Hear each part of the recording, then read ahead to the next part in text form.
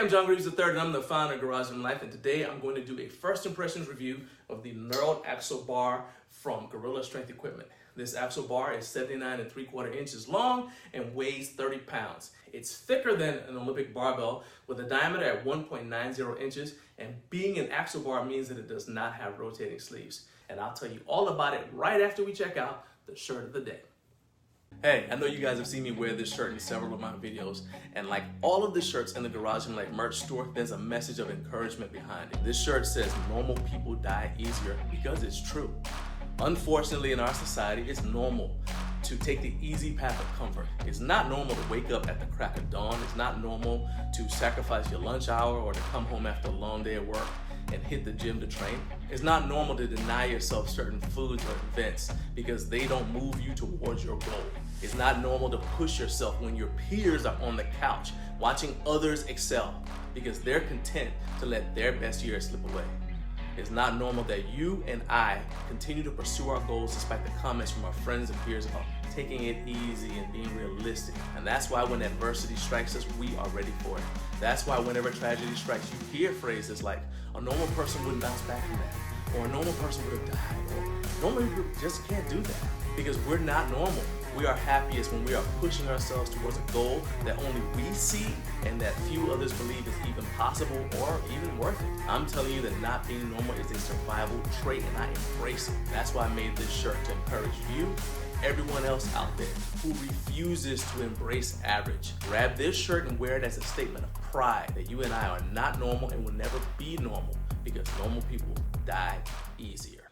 Now, this isn't an unboxing because I've actually had this bar in my home gym for a while, but I've never used it beyond a one-off deadlift session during a deload week about a year ago. And that's primarily because I don't compete in the sport of strongman, where axle events are a staple part of many of the competitions.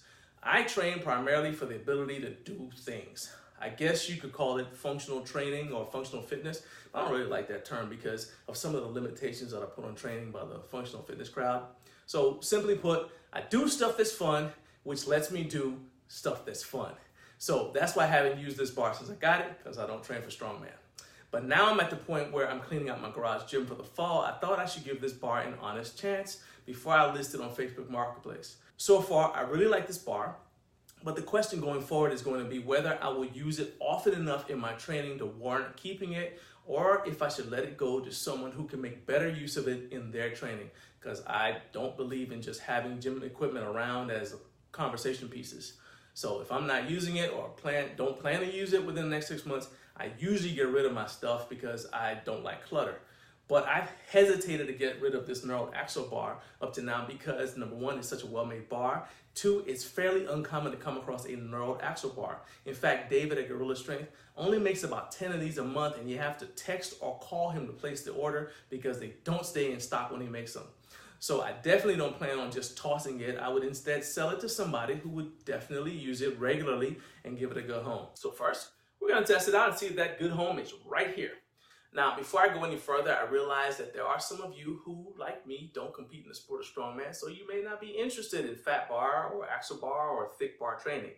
What I can tell you is, although I have not personally done any of this type of training in the past, I do know that it is very effective and has been vouched for by some of the top strength athletes and coaches in the world, which is why I've always been interested in it, even though I haven't done it. Running over my head right now is a link to a video from the Garage Strength YouTube channel where they break down some of the benefits of axle bar or fat bar training with their athletes and why you should include it even if you don't compete in a sport like strongman where it is a competition event.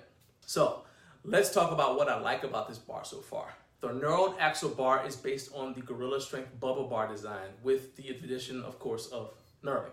This makes it one of the few axle bars, as I said, that features knurling. As you can see, it's comparable in length to a normal powerlifting bar, coming in, as I said, at 79 3/4 inches, which makes it just a few inches shorter than my Bells of Steel bare naked powerlifting bar. For those of you who have primarily bumper plates in your home gym, remember that the sleeve length of the Knurled axle bar is only 13 inches compared with the typical 16.5 to 17 inches on most powerlifting and weightlifting bars. So this will affect how many plates you can load on it, so that's something to keep in mind. I really don't think it will be an issue because the fact that the sleeves don't spin will limit how much weight you can lift with this bar anyway. But like I said, it's something to keep in mind. Now, the reason I like the length of the bar between the sleeves is because the two main applications I will have for this bar are bench pressing and deadlifting. And it's good that I can maintain approximately the same hand spacing when I bench press with this bar as I do with my powerlifting bars. In competition, in my normal training, I pull sumo, but I plan to deadlift conventional only with this bar. So I like that the position of the knurling is similar to that of powerlifting bar in that it has a small gap on either side of the knurling, the center knurling, so my shins can drag up the bar without getting beat up. As far as the knurling goes, it isn't super aggressive, which to me is a good thing.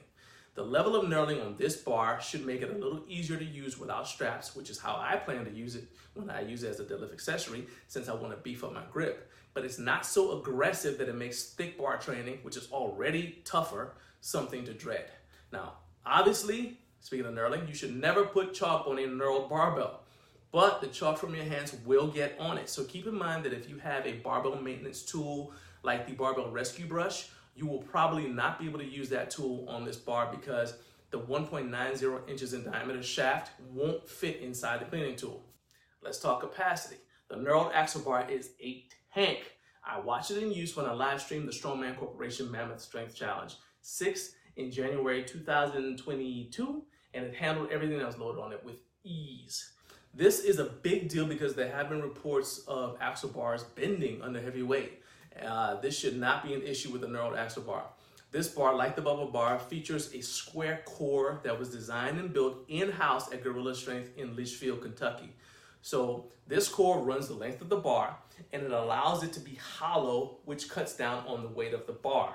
But at the same time, Gorilla Strength claims that the square core strengthens the Knurled axle bar by 30% more than other hollow bars.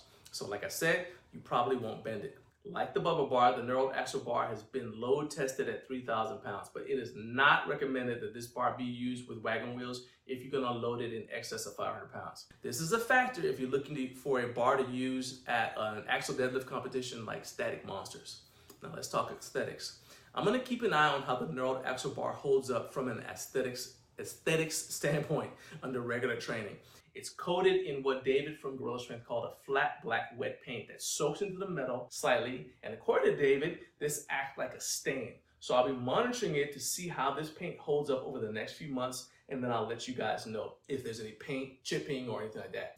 One final thing to remember is the Knurled axle bar weighs only 30 pounds, which means I either have to do math for every set or just add a pair of 5s and 2.5s to the bar before I load whatever weight I'm training with.